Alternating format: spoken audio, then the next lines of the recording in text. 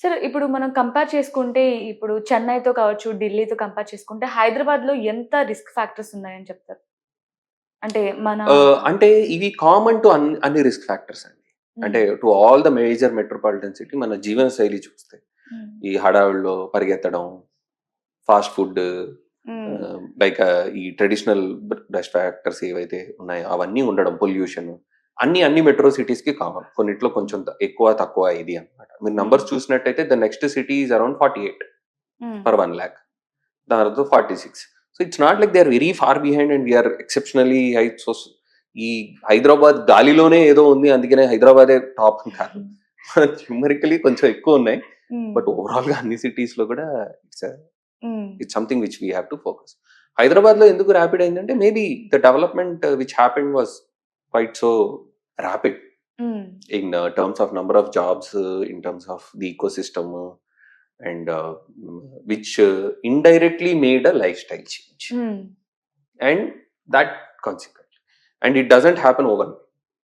హ్మ్. It happens over years sometimes. So I think in the last 20 years, the way Hyderabad has changed. అంటే నేను హైదరాబాద్లో పుట్టి పెరిగాను కాబట్టి ఐ నో హ్మ్. 1991లో హైదరాబాద్ ఎలా ఉంది, 2001లో ఎలా ఉంది, and now hmm. It is ఎలా ఉంది.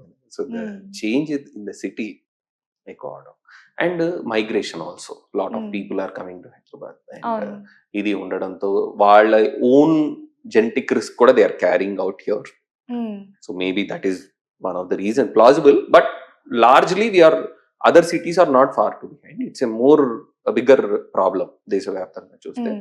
సో హైదరాబాద్ లో మనకి ఆ నంబర్ చూడంగానే అరే why it is in the top అని చూస్తే లార్జ్లీ ఇది ఉంది.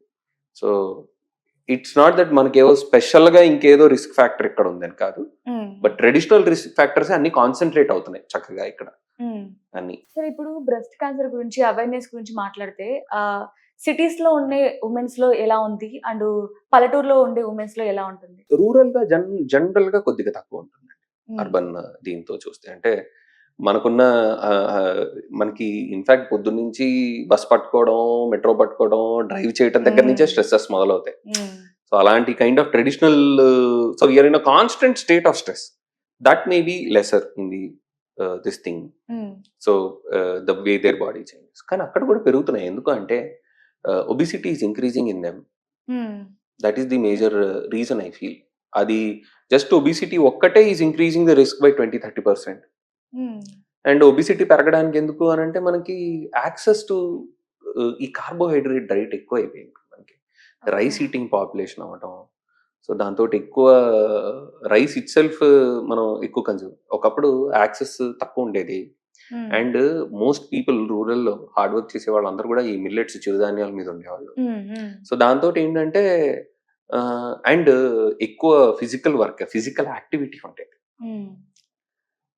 సో అక్కడ కూడా వస్తున్న main changes of course it's inevitable. మనం ఆ చేంజెస్‌ని చేయటం కాదు కానీ ఒక సైంటిఫిక్‌గా చూసినట్టయితే more access to carbohydrates and ఈ రైస్ అండ్ ఆల్ దీస్‌తో ఒబిసిటీ అక్కడ కూడా పెరగటం అండ్ ఫిజికల్ ఇన్‌యాక్టివిటీ అక్కడ కూడా పెరగడం. హ్మ్. బికాజ్ మనకున్న టెక్నాలజీలో మనం we are using it in everywhere.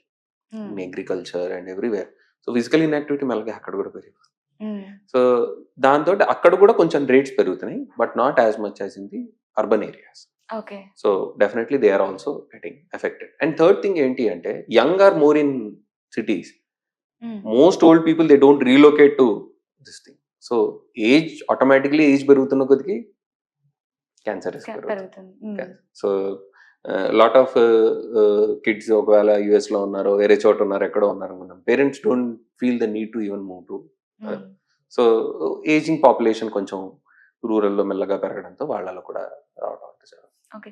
So, మనం ఇప్పటి వరకు అసలు ఎందుకొస్తుంది, ఎలా వస్తుంది మాట్లాడుకున్నాం. సో, వచ్చిన తర్వాత ఎలాంటి కేర్ తీసుకోవాలి, రాకముందు ఎలాంటి కేర్ తీసుకుందాం చెప్పండి. అంటే ఇప్పుడు బ్రెస్ట్ క్యాన్సర్ వచ్చే ముందు లక్షణాలు ఎలా కనిపిస్తాయి? సో మెయిన్‌గా మన దగ్గర మీరు ఇక్కడ కూడా నేను ఒక డేటా పాయింట్ కోట్ చేస్తాను. హ్మ్. చాలా సార్లు మన దగ్గర వచ్చే పేషెంట్స్ స్టేజ్ 3లో వస్తున్నారు. Hmm. Stage 2 or stage 3 which are forming around 60% of cases. అంటే okay. Tumour size almost 2-5 centimetres కన్నా పెరగడం, చంకలో నాడ్స్ రావడం దాంతో. హ్మ్. సో మెయిన్‌గా any lump in the breast needs to be evaluated. So ఆడవాళ్ళలో చాలా చాలా సార్లు బ్రెస్ట్ లో లంప్ ఉన్నంత మాత్రాన క్యాన్సర్ ఉన్నట్టు కాదు. That is most important. So any breast examination చేసుకున్నప్పుడు లంప్ కల్పిస్తే దాన్ని పరీక్ష చేయించుకోవాలి. Okay. It could be cancer, it cannot be cancer also. Very high chance it cannot be cancer also, but it can be cancer. So అందుకని any lump ఉన్నప్పుడు దాన్ని check చేసుకోవటం. Check చేసుకున్నారు, అది క్యాన్సర్ కాదు అని తెలిసింది. So you don't want someone నాకు సర్జరీ వద్దు, అది క్యాన్సర్ కానప్పుడే క్లోజ్ ఫాలో అప్ చూడడం, ఆ గడ్డ ఏమైనా పెరుగుతుందా సైజు, ఇది పెరగడం, తర్వాత నిపుల్ కలర్ చేంజెస్, ఇవన్నీ అన్నవి ఎర్లీ అంటే ఇవన్నీ కొంచెం ఈజీగా పికప్ చేసేవి.